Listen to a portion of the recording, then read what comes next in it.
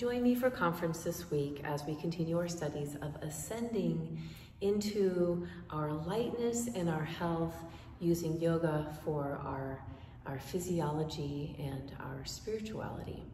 So we started with our feet and we went to our knees and we studied the first chakra and being grounded in family and tribe.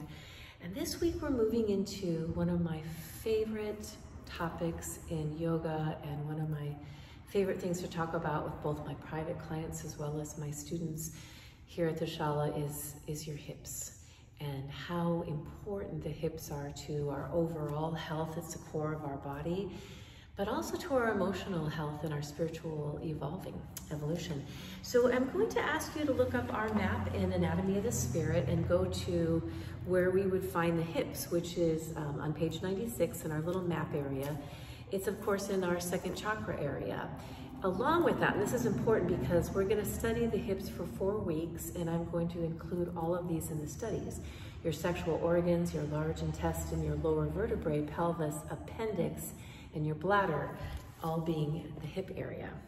And this is really powerful chakra, probably one of the most powerful things for all of us that I think at one point or another that we have to heal or work through in our lives, because it has to do with blame and guilt and money and sex and power and control.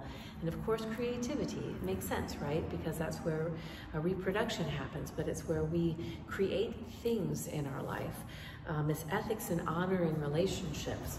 And so where we're gonna see that physically show up in our body if we have these emotions that aren't healed, this chakra that needs some healing, is chronic lower back pain, which one of our students who's a doctor says 1 out of every 3 people that go to a primary care physician is for their back. We know that there's overwhelming statistics on how many Americans at least suffer from lower back pain. Sciatica, OBGYN, pelvis, low back, sexual potency, and urinary problems. So all of these are, as we're gonna be studying some books on the psoas, the one person, I'll just jump into it now, that I'm gonna have you study is my favorite. She's actually like one of my heroines, is Liz Koch, L-I-Z-K-O-C-H. She wrote 3 really important books. The one that we're going to be using for our main study is the psoas book. You can get this on Amazon, but she's written a couple other that I brought in as well. But for our purposes, this one is excellent. You'll want this in your permanent library as we talk about the amazing psoas muscle. And we're going to get back to talking about how a shortened or contracted psoas muscle causes pain in the lower back, but also looking deeper at that connection with our spirituality is to see that when we are holding fear or when we're angry, of all the different areas of our body where we hold that, the hips is one of them. So as we learn to use our yoga practice to stretch out our psoas muscle, our hip region, to drop that down as we have the last few weeks in upward facing dog, we're also going to be looking at how important it is to strengthen these muscles, as well as we're going to talk about releasing the psoas muscle and keeping our psoas muscle hydrated. And I won't say this in the video, I don't have enough time, but if you have time for the entire conference, it's incredibly interesting.